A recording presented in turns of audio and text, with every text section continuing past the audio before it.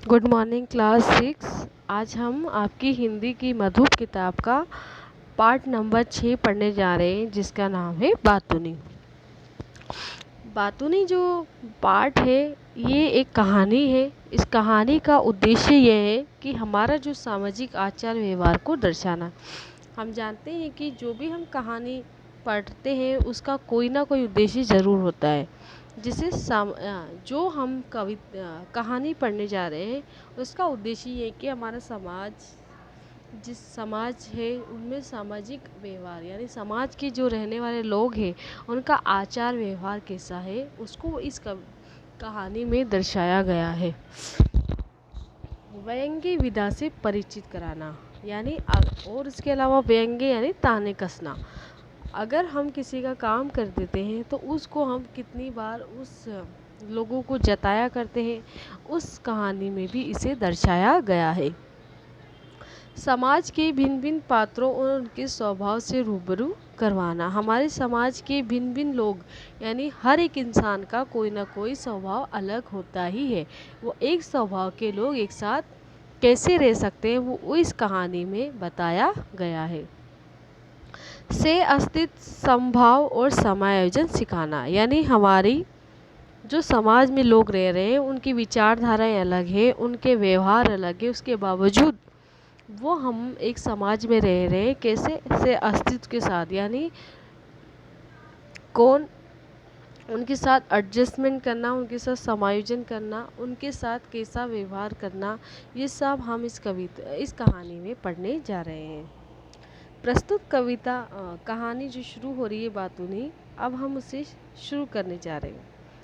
आपको मैं एक सारांश में ये बताना चाह रही हूँ कि जो कहानी है बातूनी, इसके अंदर हम सबसे पहले ये बताने जा रहे हैं कि जो बातूनी कहानी है उसमें लेखक ने एक ऐसे विचित्र इंसान के बारे में बताया है जो उनके काम करने के बाद उनको किस कदर परेशान किया है या उनके किस तरह पीछे पड़े हैं, उसके व्यवहार को इस कहानी में दर्शाया गया है। तो अब हम पार्ट पढ़ने जा रहे हैं बातूनी। उस शाम अगर मैं खुद जाकर चिट्ठी पोस्ट ऑफिस में डाल देता तो वे कष्ट ना होता जो मैं आज तक भुगत रहा हूँ। उस शाम मुझे एक चिट्ठी भेजनी ज़रूरी थी। मैं बाहर निकला, पोस्ट ऑफिस बंद होने को समय हो रहा था। सामने से एक सज्जन, बाद में मैंने इन्हें कभी सज्जन नहीं कहा, साइकिल पर जाते दिखे तो मैंने उन्हें रोककर कहा, ज़रा एक लिफाफा लेकर इस कागज़ को उसमें रखकर ये पता लिखकर लेटर बॉक्स में डाल दीजिए। उन्होंने कहा, सहर्ष। बस उनके सहर्ष ने मेरा हर्ष तभी से सीना वे जो आज तक नहीं मिला। जो लेखक है वो इस कहानी में एक ऐसे सज्जन पुरुष की बात बता रहे हैं जो उनको हमेशा याद रहे। यानी उन्होंने एक वक्त ऐसा था कि उन्हें एक चिट्ठी पोस्ट करनी थी। उस पोस्ट ऑफिस को बंद होने का समय हो गया था। उनके पास कोई ऐसा साधन नहीं था जिसकी वजह से वो खुद जा सके। तभी उन्होंने वहाँ पर एक सज्जन पुरुष, सज्जन यानी अच्छा इंसान, तो उन्होंने उस सज्जन इंसान को उस चिट्ठी को लेटर बॉक्स में डालने के लिए कह दिया, पोस्ट ऑफिस में डालने के लिए कहा, क्योंकि उनके पास साइकिल थी। अब वो उनके साथ ऐसी क्या दुर्घटना घटी कि उन्हें सज्जन पुरुष कहने के बजाय दुर्जन पुरुष कहना पड़ रहा है। तो ऐसी क्या घटना हुई जो अब हम पढ़ेंगे। यानी उनके साथ उस सज्जन पुरुष ने ऐसा क्या किया था लेखक के साथ कि उनका हर्ष छीन लिया। हर्ष यानी खुशी छीन ली। दूसरे दिन वे दिख गए तो मैंने पूछा, वे चिट्ठी डाल दी थी? अब आप बताइए इसका जवाब ज़्यादा से ज़्यादा कितना लंबा हो सकता है। यही कि जी हाँ साहब, मैंने आपकी चिट्ठी टिकट लगाकर पता लिखकर पोस्ट ऑफिस के लाल लेटर बॉक्स में छोड़ दी थी। इससे ज़्यादा तो नहीं हो सकता।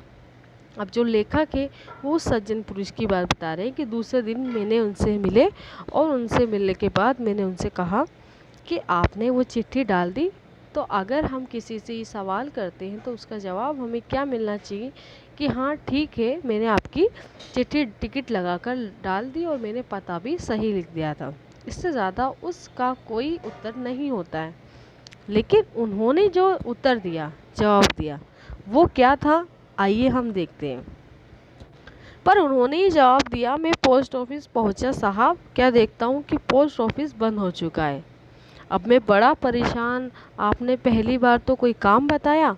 मैंने सोचा चाहे आकाश टूट जाए, पृथ्वी फट पड़े, यार आपकी चिट्ठी ज़रूर डालूंगा। इतने में साहब मेरी नज़र पड़ी साहनी मेडिकल स्टोर पर। वहाँ साहनी बैठा था। मैं वहाँ गया। साहनी मेरा कई साल से दोस्त है। मैंने कहा यार साहनी, एक लिफाफा तो दे। उसने कहा लिफाफा तो नहीं है, टिकट है। मैंने कहा लाओ टिकट ही दे दूँ। मैंने साहब टिकट तो हाथ में कर ली, अब लिफाफा कहाँ से लाऊं? आखिर डाक निकलने का वक्त जो हो रहा था। लिफाफा नहीं गया तो क्या होगा? अचानक साहब मुझे राजू दिखा, वही राजू जो किताबों का एजेंट है। उसके हाथ में बस्ता था। मैंने सोचा इसके पास ज़रूर लिफाफा होगा। मैंने कहा यार राजू, एक लिफाफा दे। उसने कहा लिफाफा तो है, पर उस पर फर्म का नाम छपा है। मैंने कहा कोई बात नहीं, मैं उसे काट दूंगा। मैंने लिफाफा ले लिया, जेब में हाथ लगाया तो कलम नहीं था। भाग्य से राजू के पास पेन था। उसने साहब फ़ौरन पेन निकाल कर दे दिया।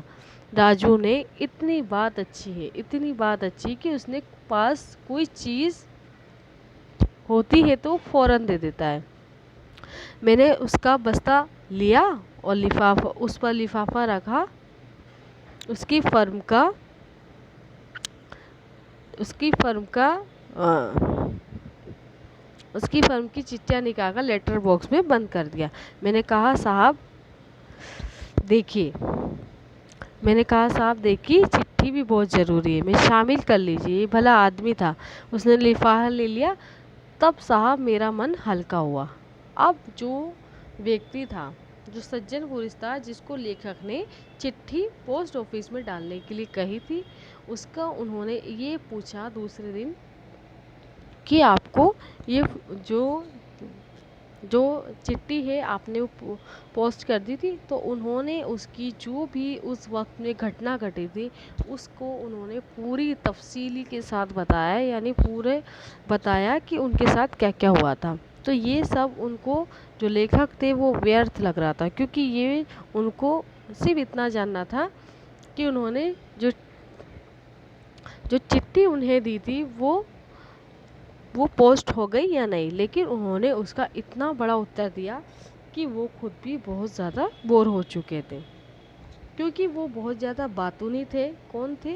जो सज्जन पुरुष थे, जिन्होंने लेखक ने जिन्हें काम बताया था, वो बहुत ज़्यादा बातूनी थे और इसलिए उन्होंने इस बात को बढ़ा चढ़ाकर बताया था। ये बात लेखक को अच्छी नहीं लग रही थी। लेखक थोड़े संकोची टाइप के थे, यानी उन्हें दूसरों से कम बात करने की आदत थी, इसलिए वो उनको बहुत ज़्यादा चिड़चिड़े लग रहे थे। अब आपको ये समझ में आ रहा होगा कि इसमें दो व्यक्तियों के व्यवहार को दर्शाया है, क्योंकि एक जो लेखक है वो बहुत कम बोलने वाले हैं, लेकिन जो सज्जन पुरुष थे मददगार थे, लेकिन उनके अंदर एक कमी क्या थी, वो बहुत ज़्यादा बात करने वाले थे, यानी बातूनी थे।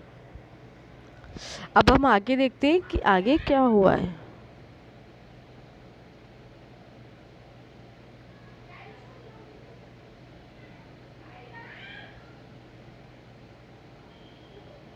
आगे जो सज्जन पुरुष थे वो लेखक के कौन थे? पड़ोसी थे, और जब भी वो उन्हें देखते तो उनसे बात करना शुरू कर दिया करते थे। अब देखते कि आगे क्या होता है।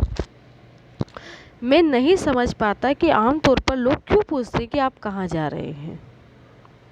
सॉरी, मैंने बहुत संक्षेप में लिखा है। उन्होंने लगभग आधे घंटे इस विवरण में लिया। उन्होंने कसम खाई कि इनसे कोई काम नहीं कराऊंगा, मगर जितना पाप कर चुका था उसका फल तो भुगतना था। मेरा काम उन्होंने मेरे ऊपर हमेशा के लिए अधिकार जमा लिया था। रास्ते में उनका घर पड़ता, मैं निकलता और दिख जाता तो वे बहुत खुश होकर मुझसे पूछते कहाँ जा रहे हैं।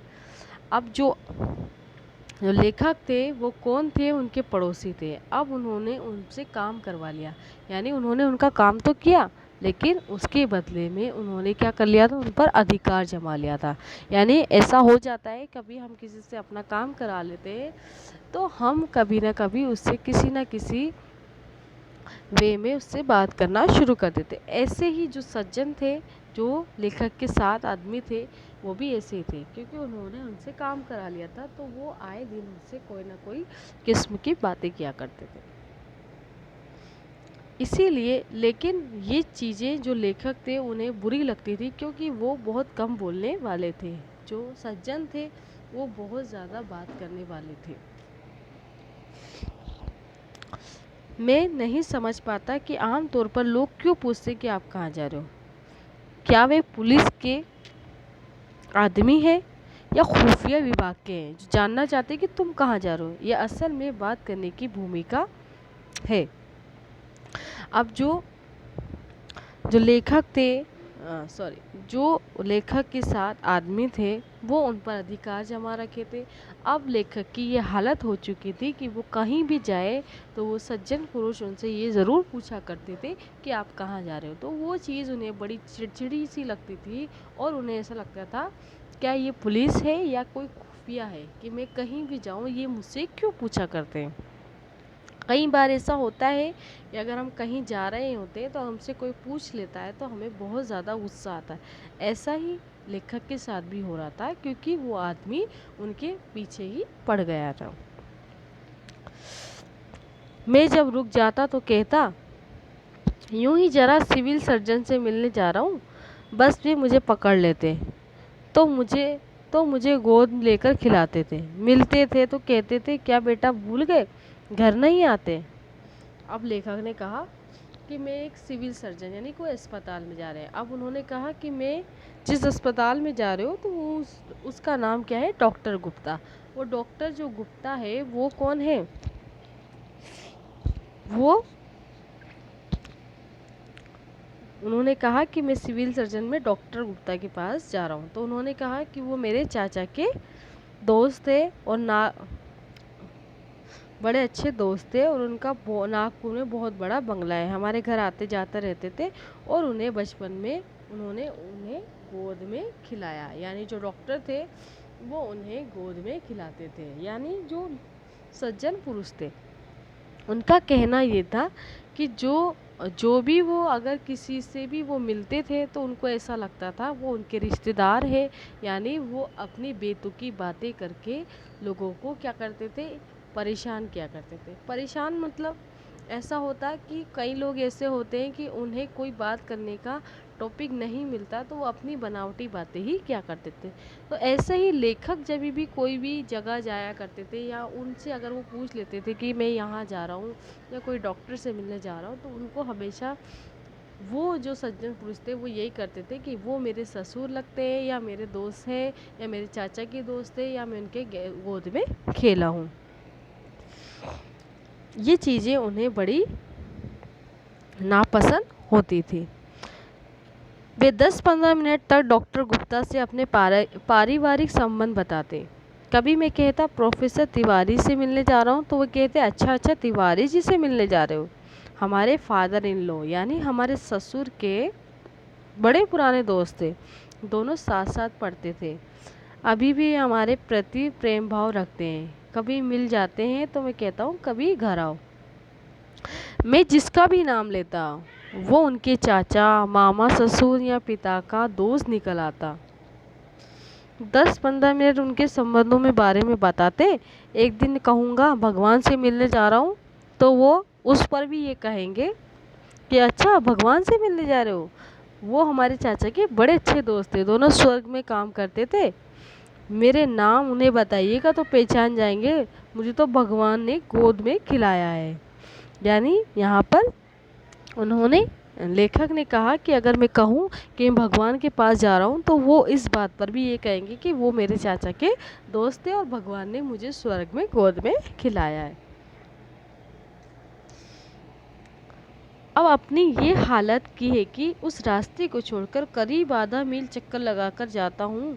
एक दिन वे बाजार में मिल गए, कहने लगे आजकल आप दिखाई नहीं देते। मैंने कहा बाहर निकलता ही नहीं हूँ, घर में रहता हूँ। उन्होंने कहा अच्छा, तो फिर घर पर ही दर्शन करूँगा। मैं कहकर फंस गया। अगर वे घर पर दर्शन करने आ पहुँचे तो घंटों बैठेंगे। सोच विचार के बाद ये तय किया गया कि फिर मैंने उनके घर के सामने से निकलना शुरू कर दूँ, वही दर्शन दे दूँ, ताकि घर पर दर्शन करने का आ पहुँचे। उन सज्जन से मुझे डर लगता, वे मुझे दूर से देखते तो चेहरा खिल उठता, मैं काँप जाता हूँ। आधे घंटे बस से कम नहीं छोड़ते थे। उन्हें चेहरे पर वही भाव होता था जो सुरसा के मुख पर हनुमान को देखकर आता था। अब क्या है कि जो सज्जन थे वो उनके इस कदर पीछे पड़ गए थे कि जहाँ पर भी लेखक उन्हें दिखते थे तो वो उनके पीछे लग जाया करते, यानी उन्हें कोई ना कोई बात पर बात करनी आती थी। लेकिन बात जो होती थी, अक्सर हमारे साथ भी ऐसा होता है कि हमें बात करने जो योग्य जो बातें होती है वही हमें अच्छी लगती। अगर वो नागवार बातें होती है तो वो हमें अच्छी नहीं लगती। ऐसा ही लेखक के साथ था, क्योंकि जो सज्जन पुरुष था वो अक्सर बातें तो क्या करता था, लेकिन उसमें ज़्यादातर फेक बातें होती थी, यानी उटपटांग अपनी तरह से बहुत ज़्यादा लगाई हुई बातें हुआ करती थी। अक्सर हम हमारे बीच में भी ऐसे लोगों को देखते हैं कि जो बात नहीं होती या फिर अपनी तरफ से कोई बात बताकर बातें किया करते हैं। ये एक अच्छा तरीका भी है कि हम समाज में रह रहे हैं तो लोग हमसे बात करने की कोशिश करें, लेकिन कई ऐसे में दो व्यवहार बताएं। एक तो बहुत ज़्यादा बात करने वाला है, और जो लेखक है वो बहुत संकोची, यानी उनको बात करने का बहुत कम शौक है, यानी उनको इतनी ही कम बात करनी होती है कि जितना उनके साथ काम जितनी हो सके। इसमें एक अगर हम बात करेंगे तो इसमें लेखक की एक बुराई भी छिपी हुई है कि वो क्या है, अपने गरज से बात कर रहे हैं, यानी अपने मतलब से बात करना चाहते हैं। लेकिन एक उस जो सज्जन पुरुष है उनकी एक अच्छाई भी इसमें ये बताइए कि वो मदद तो करते हैं, लेकिन उनकी एक बुराई क्या है कि वो बहुत ज़्यादा बातूनी है। यहाँ पर आपका पार्ट पूरा हो चुका है। अब हम आगे इसके सवाल जवाब करेंगे। उम्मीद है मुझे कि आपको ये पार्ट समझ आ जाएगा, और नहीं आता तो आप मुझसे स्कूल में आकर बात करिएगा। शुक्रिया।